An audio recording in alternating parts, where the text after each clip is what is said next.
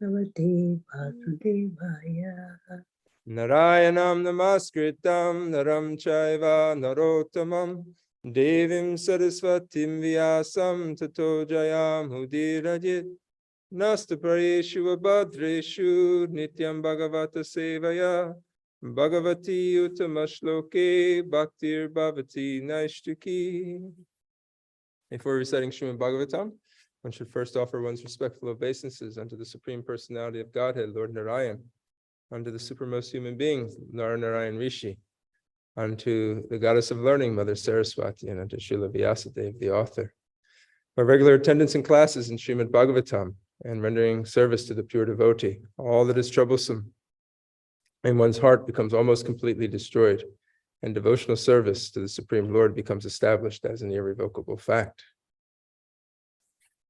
Before we begin, I just want to do a sound check for those online, just to make sure the sound is clear. Mother Vinjavali, how are we? Yes, Prabhu. Very good. Okay, thank you. So text 2:130. So the way we'll do it, I'll chant the verse, then those that are online, you go first, and then we'll do, after you're finished, then we'll chant here in the temple room. I think it'll be easier that way for us to know when you're finished. So I'll go first 3 times.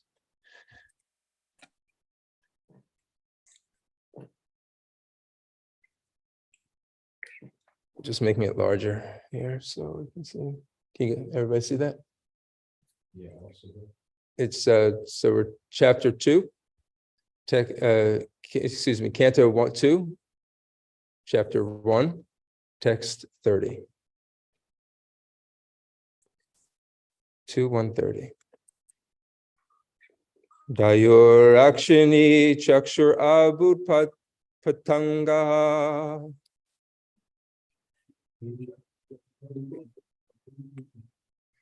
Pakshmani vishnur ahani ubecha.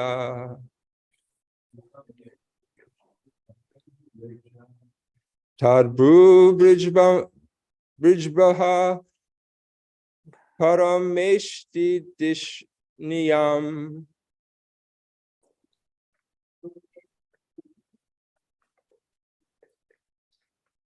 Apho shatalu rasa eva jiva. Dayur akshini chakshur abud pantanga.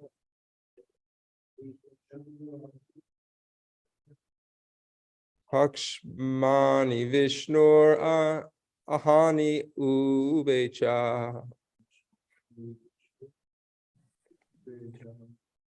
Tadbrihu rij amba parameshti dishniyam.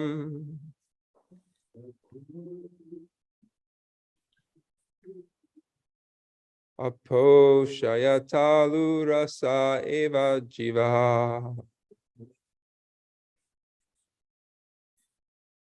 Rayur akshini chakshur abud patanga.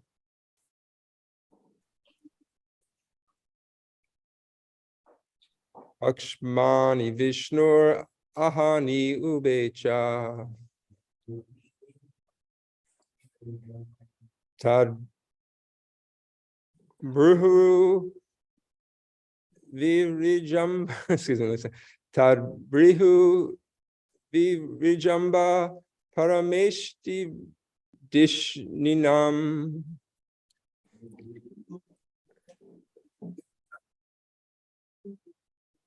Apu shayatalu rasa eva jivaha. So those online, please chant. And you just Hare Krishna. Hare Krishna. Dyaura akshini chakshur abhut patangaha pakshmani vishnur ahani ubecha tadbhru vrijabhyah parameshti drishyam aposhyatalu rasa eva jiva.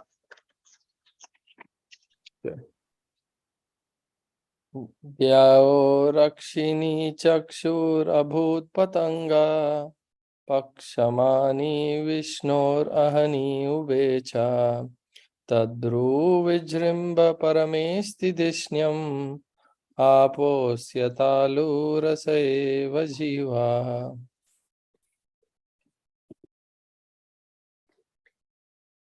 ध्यायो रक्षिणी चक्षुर अभूत पतंगा पक्ष्मणि विष्णोर अहनि उभे च तद्भ्रू विजृंभ परमेष्टि दृश्यम् अपोष्य तालु रसयेव जिह्वा. हरे Krishna.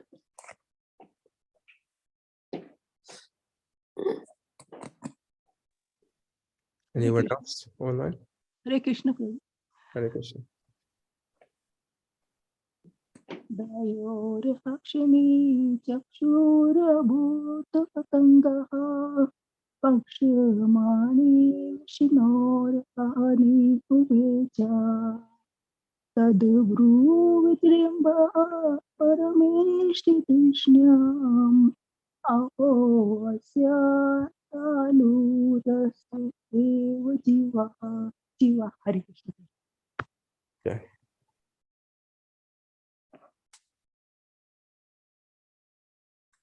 Anyone else? Okay, here. Okay.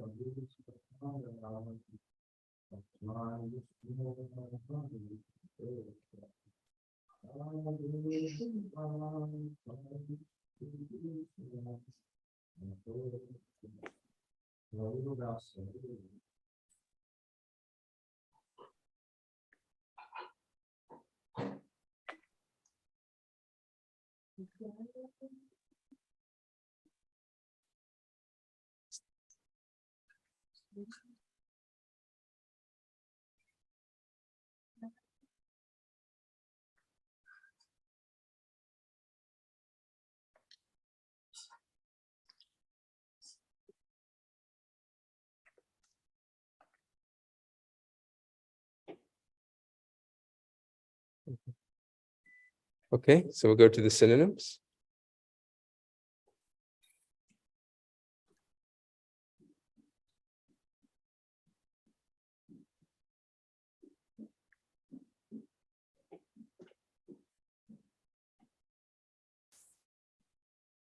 Yayo, the sphere of outer space. Akshani, the eyeballs. Shakshu, of eyes, senses. Abhut, it so became. Pantanga, the sun. Pakshmani, eyelids. Vishnu, of the personality of Godhead. Shri Vishnu. Ahani, day and night. Ube, both. Cha, and. Tat, his. Peru, eyebrows. Virij Amba, movements. Param Meshti, the supreme entity. Brahma. Dishnyam, post. Abha, Varuna, the director of water. Asha, his. Talu, palate. Rasaha, juice. Eva, certainly. Jiva, the tongue. So for me, that was very challenging. I grew up dyslexic, So I some syllables, they come together, they don't mesh with my mind. So like some of these that there's like multiple consonants and one like an M and Y, an M and Y and an M like together when they merge. So I apologize for the sloppiness of my pronunciation.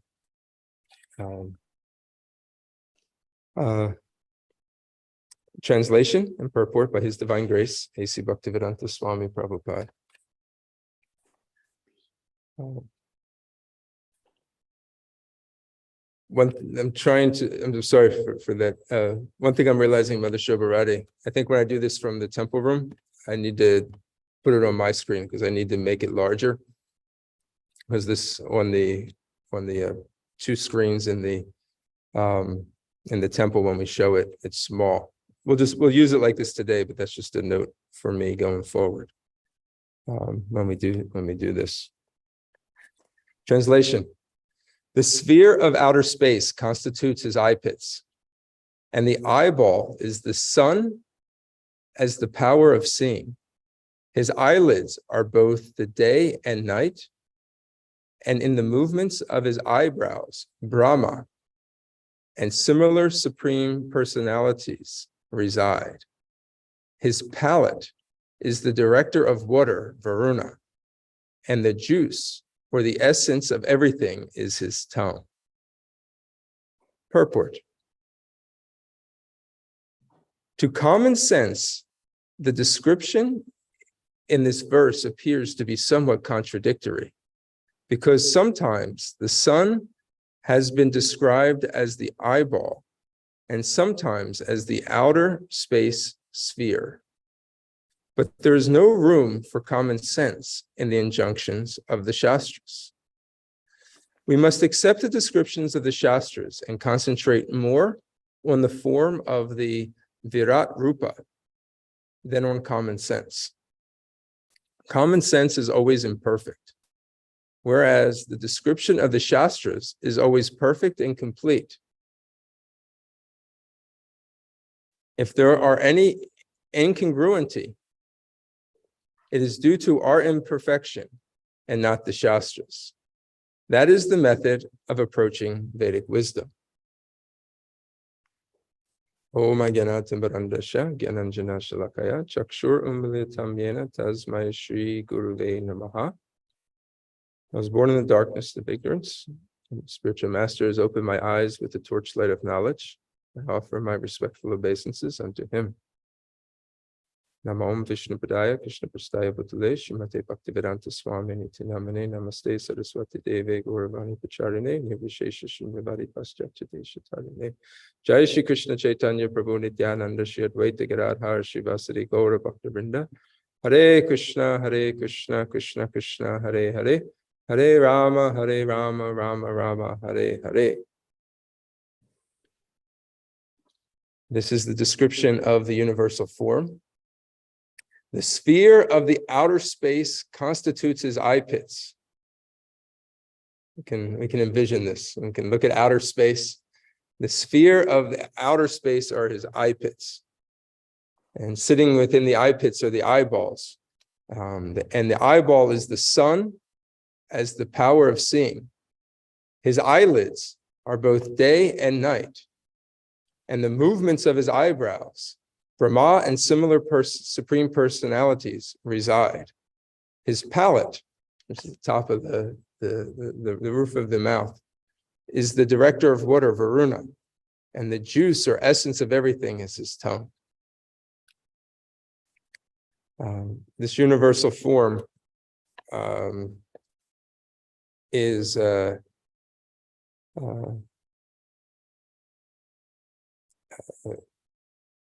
being described in different ways.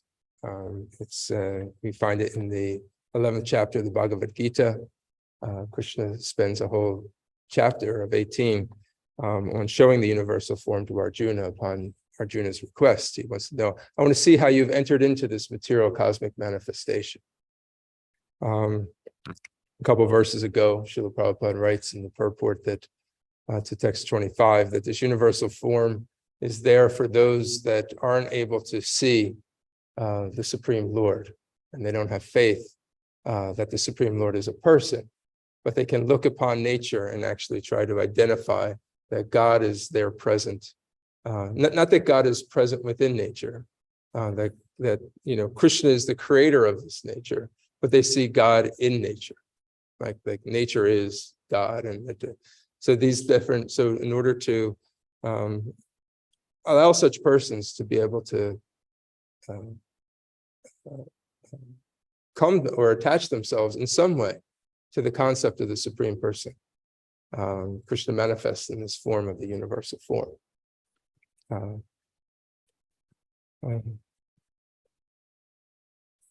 So let me just bring up this verse so that we can see it here.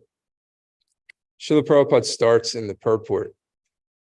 To common sense, the description of the verse appears to be somewhat contradictory, because sometimes the sun has been described as the eyeball and sometimes the outer space and the sphere. There's no room for common sense in the injunctions of the Shastras. So we have to understand this properly, because I was always told that you never surrender your intelligence. You surrender with intelligence, meaning that there should always be that if the intelligence is refined and properly trained in the teachings of the Shastras and according to the direction of the spiritual master, with intelligence, you will surrender to Krishna.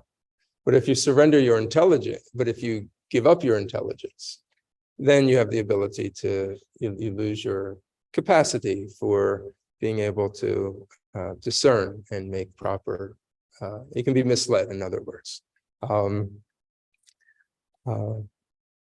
So what this means here is the common sense, there's no room for common sense in the injunctions of the Shastras. So Krishna is not under the control of the laws of reason and logic and the laws of common sense. Krishna is outside those boundaries. Common sense, reason, logic, they are all based on the principle of cause and effect. Sorry about that. They're all based on the reasons of cause and effect. Something happens, we observe it, and we draw conclusions, and we predict what's going to happen next. Krishna, however, is the cause of all causes, and that is why he is outside the rules and laws of cause and effect. It's not that means he can't fall within them if he chooses, but it's not that he's bound by the rules of cause and effect. And therefore, common sense doesn't always work when applying to trying to understand Lord Krishna. And therefore, the mind, intellect, and all the material faculties are fallible when it comes to trying to understand the Supreme Personality of Godhead. I was reading and researching this yesterday. Srila Prabhupada writes that there are 4 ways in which one can gain understanding. The first is direct understanding, pratyaksha. You perceive it, you see it with your eyes and your senses, and you develop the impression of what it is. You gain knowledge from acquiring it by direct perception. Second is hypothetical understanding or speculation. We draw conclusions based upon a process of elimination, and we draw a hypothesis or a theory about it, and then we have to kind of prove that theory. Just a brief example of this happened to me on Sunday. I wasn't aware who was giving the Sunday feast class, and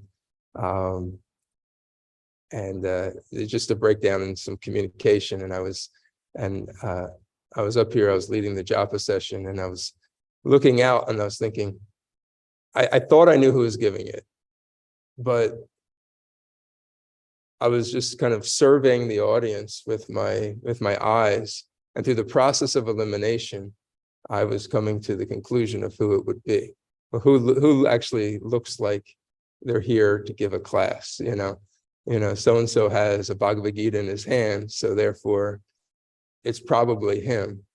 And if it's not him, then it's probably this person. And in that way, you can come to you. Sometimes you're right. Sometimes through the process of elimination, through using your own judgment, using guessing, educated guessing, you come to the right conclusion. And a lot of times science uses the same rules to come to conclusions. And sometimes they're right, sometimes they're wrong. But it's fallible. I could have been wrong. It could have been somebody who was outside, waiting to be called to come in, or it could have not been the person holding the Bhagavad Gita. It could have been somebody else. But we use our judgments and our intelligence to try to draw conclusions. But sometimes it's not right. What's that?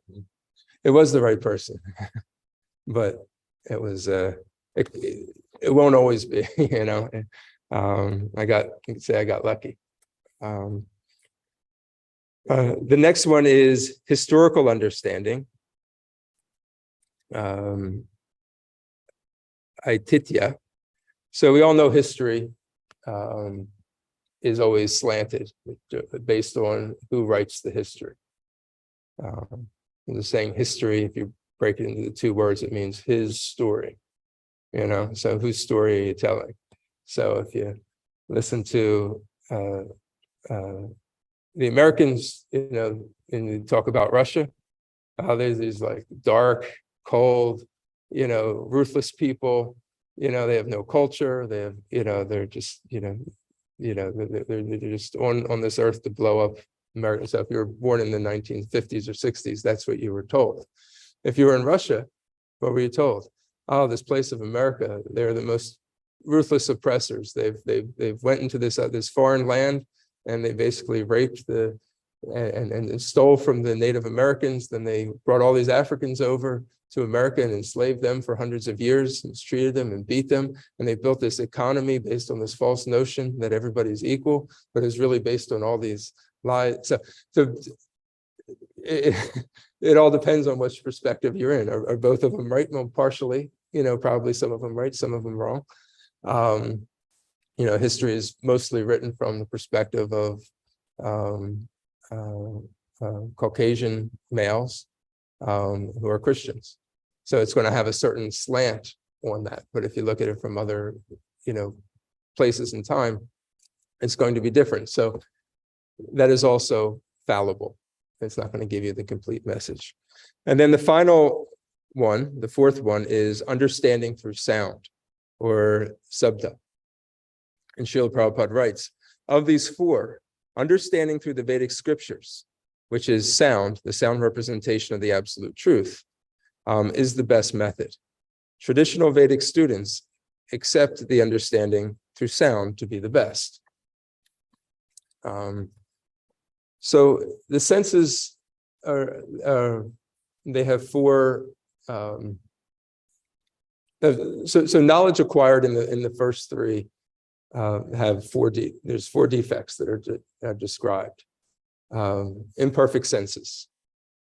So we can't perceive everything. We may see what's in this room, but we can't see what's on the other side of the wall. Is there somebody at the door? We don't know. They may be, they may not be. We can't see them. We can't see what's going on in China right now. We can't. There's so many things that we're limited. The sound that we hear. There's animals that can hear sound that we can't hear. The instruments we use to draw final conclusions about everything in life. Well, the conclusions are also going to be imperfect because the instruments that we use are going to be imperfect. We have the tendency to fall under illusion, meaning that, so that's the next one. This world is full of illusions. what appears to be isn't always what it actually is. So therefore, we tend to become illusioned. The biggest illusion is that we feel that we're the controller and we're the all-knower of everything. You know, we become proud because we gain a little bit of knowledge about this world. And once we become proud, that illusion covers us. What is the reality? Well, we're an eternal spirit soul, and the size of us is 1/10,000th the size of the tip of a hair. We're completely dependent on everything that the Supreme Lord gives us. In the 15th chapter of the Bhagavad Gita, we've been reading this at night, Krishna describes that he is the sun. He gives energy to the sun, the moon, the fire. The planets he holds up into space and keeps them in orbit. He creates the foodstuffs by nourishing it through the moon. And not only that, he is the fire of digestion in the body and gives nourishment to our bodies. Not only that, he's the ability to remember, think, and forget. Everything is Krishna, starting from the farthest realm of the, outermost part of the universe, how the universe is working down to our very own mind and body. Everything is functioning based on Krishna, and that is the reality. But we think that, you know what? I've gotten this knowledge, I've created this, I built this, I've started this, I created a business, I got this degree, I got a new car, we have all these things, and I've created this. Started a store, now I have all this food, people are coming and getting it from me, and I'm the supplier. This is the illusion. And because of this illusion, we can't come to the proper understanding of knowledge. The next is we have a tendency to cheat, the cheating propensity. When we don't know, we want to pose ourselves that we do know. And therefore, we cheat, we cut corners, we draw conclusions, and therefore we cheat. When you cheat, you're also cheating yourself out of the truth. You may mislead people in order to get a following or to have people believe that you have some advanced level of knowledge. But you're severing yourself off from the connection with gaining true knowledge. So we have imperfect senses, becoming illusioned, cheating propensity, and then committing mistakes. So we've all committed mistakes. The question is, how many of you made today? It's not that you make mistakes. Frank Sinatra once had a song, mistakes, I've made a few, but then again, too few to mention. So it was like, really? It's like everybody has made mistakes. And if you haven't made mistakes, then you're only fooling yourself. We drop, something into the wrong, we address something to the wrong address, it goes to the wrong person. We say things we wish we wouldn't have said. We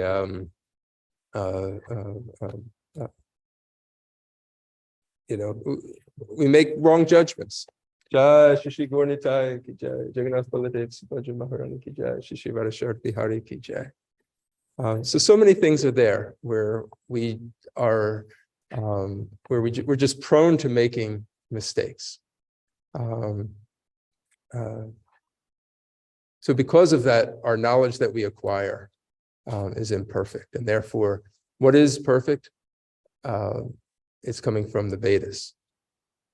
So that's the point that Krishna is making here, and Srila Prabhupada is making, that common sense has no in the injunctions of the Shastra, has no room in the injunctions of the Shastra.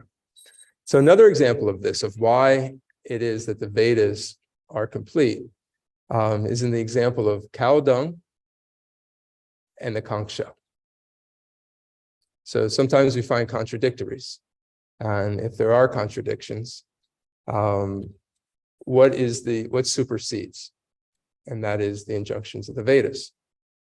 So Srila Prabhupada, what in this in this description of the 4 ways of acquiring knowledge, he's ultimately getting to this point that stool and bone are considered to be impure.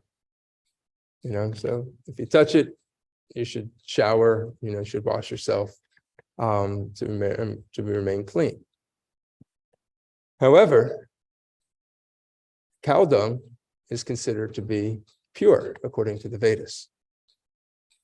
It's antiseptic. It is used in fire sacrifices.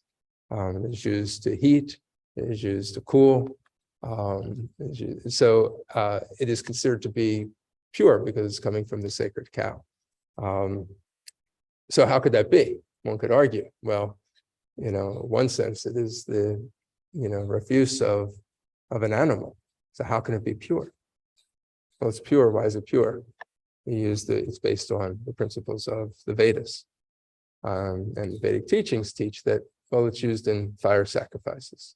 And it's pure because it's coming from an animal who's a pure animal, the cow. The other is a conch shell. So conch shell is a bone. It's the shell of an animal. So it's coming from bone. So usually a bone is that of the only way you get a bone is from a dead body. Dead body is impure. But the conch shell is used in worship. The conch shell. So how do you ascertain that? Well, according to the Vedas, these are the exceptions. So you base the knowledge on the Vedas. They're the 2 examples that are given when it comes to this. So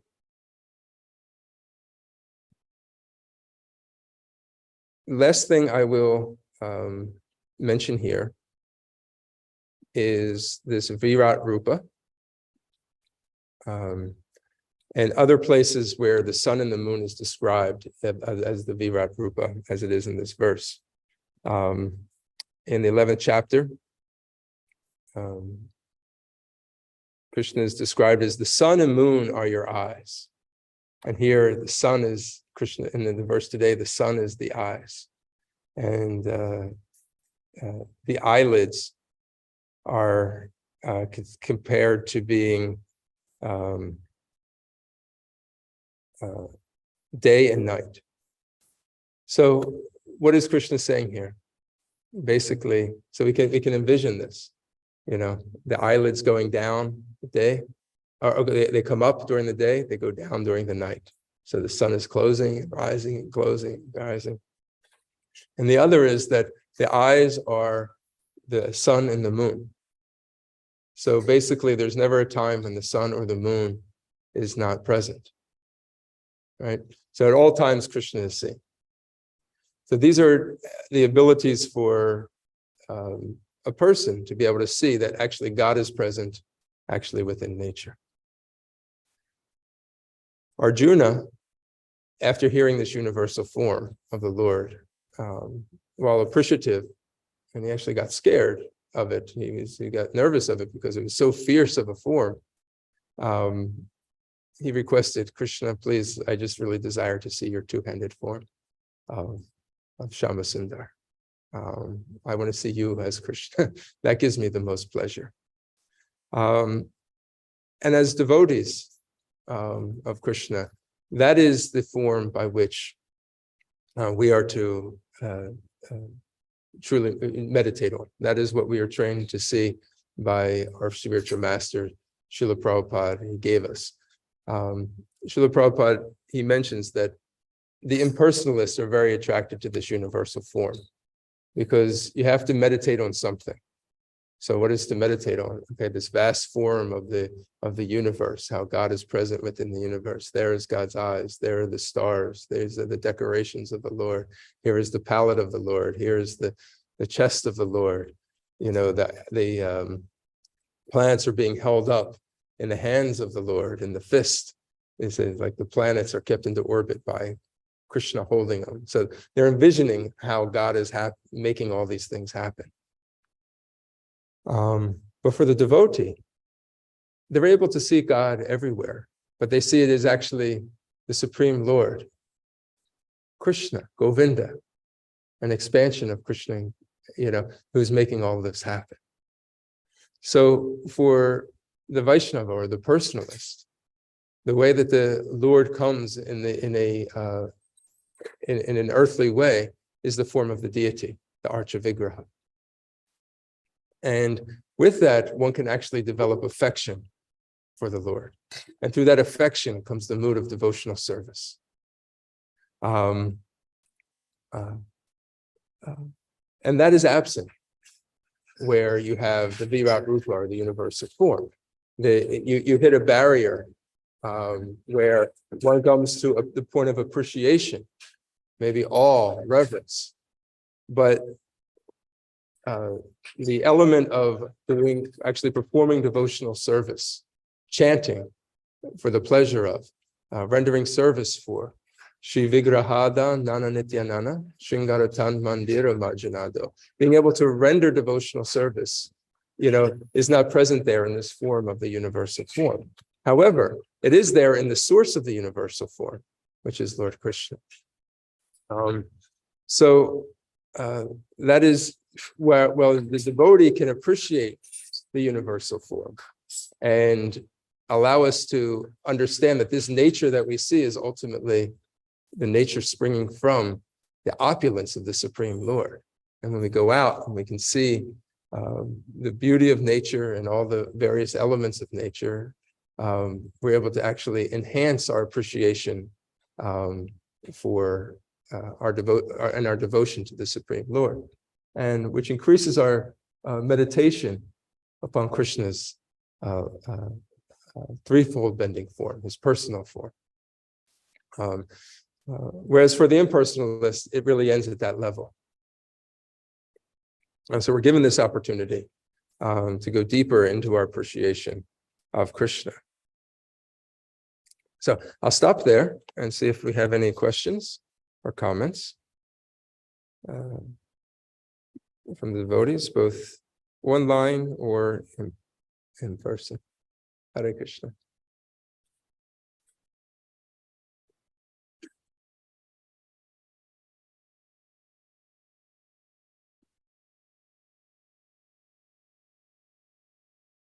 Any comments, or takeaways? Yes, very good.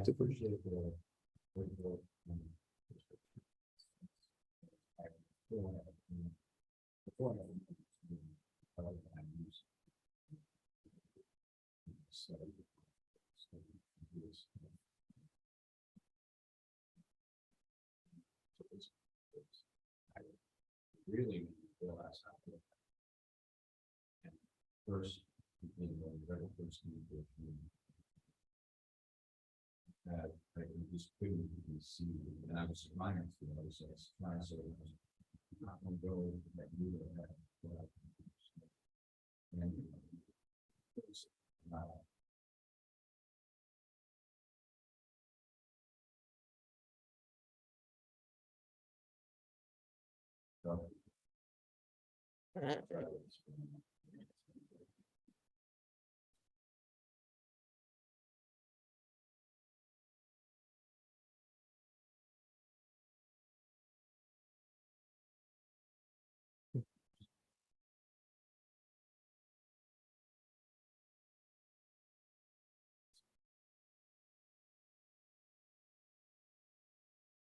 I'm going to get you to use the microphone just so the people on, I just realized the people on Zoom, they won't be able to hear what you're saying. 1 second.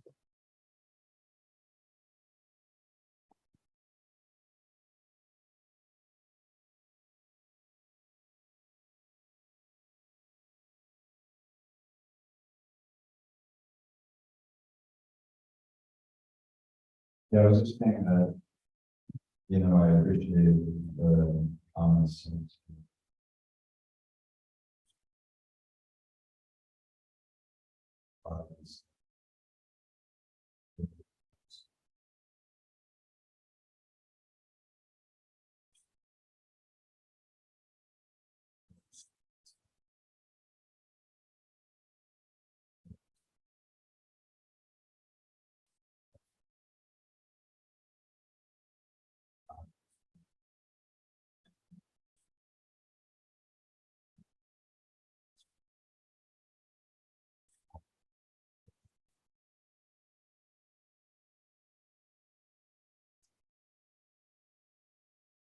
The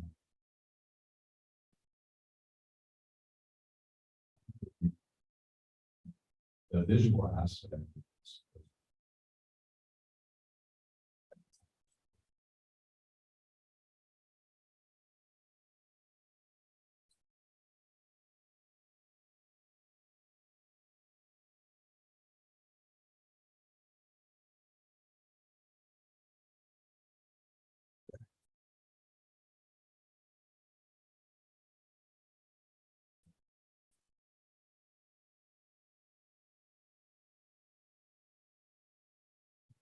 Hare Krishna.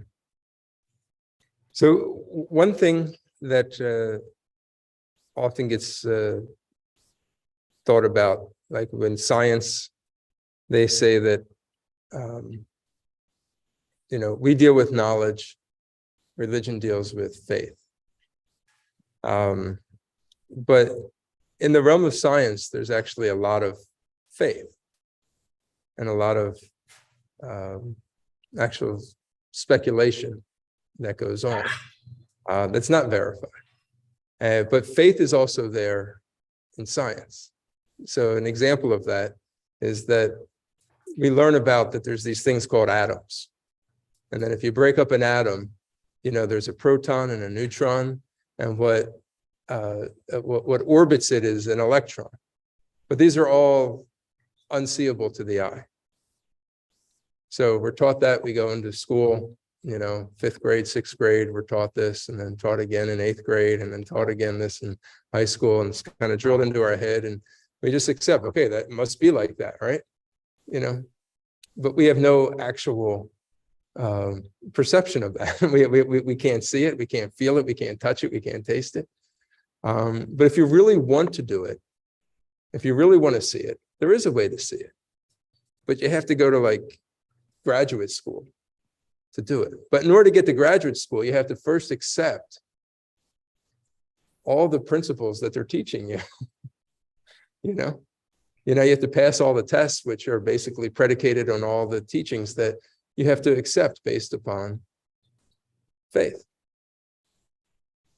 And then eventually you'll get to the point where they say, okay, now you can come into the lab and we're going to go underneath the ultra microscope, and we're going to get in there, and you'll be able to, through some laboratory experiments, be able to perceive these unperceivable, previously unperceivable things. But it's not like you say, okay, you don't believe it? Okay, I'll take you into the lab and we'll go. No, there's like the qualification of getting there. So even within the realm of science, there's this idea that, first you have to take this leap of understanding that is not perceivable. Yeah, he was speaking about the steps and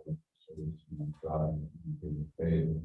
And that's another thing I appreciate about this practice. Is like I remember when the first thing I started reading, I'm like, Christian, trying to really find it through the practice, through the chanting.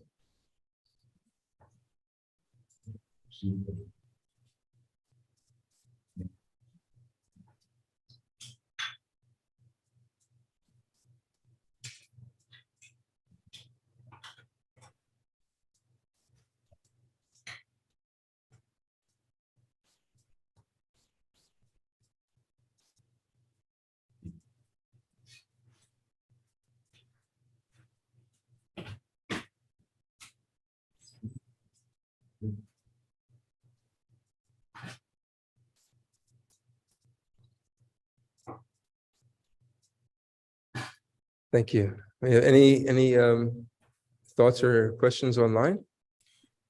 Actually, Prabhu, we could not hear. So if you can just summarize the comments that were made in the temple room. Sure. So the last one was that the in devotional service, the appreciation of being able to see the holy, that we have faith, but that faith is also we're able to, like in the holy name, we're actually able to see the effects of the holy name come through in our lives.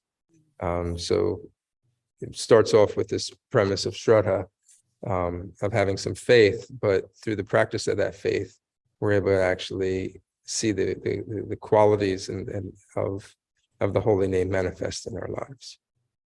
So it becomes perceivable. Thank you.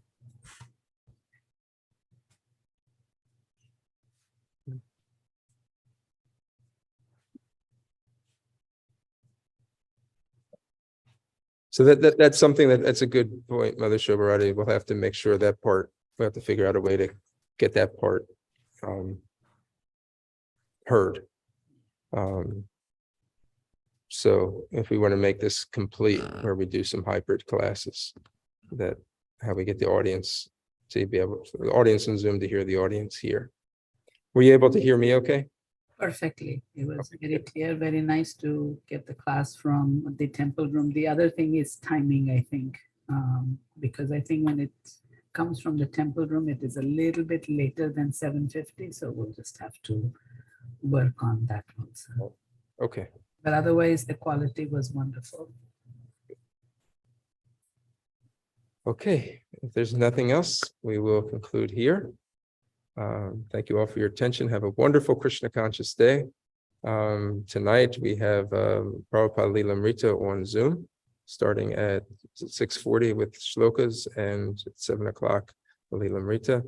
And in the temple, we also have Bhagavad Gita every night at 7 o'clock, 6:30 RT and 7 o'clock. So we have a lot to choose from wherever you are. We hope you can join us. And then we'll gather again tomorrow at 7:50. Hare Krishna.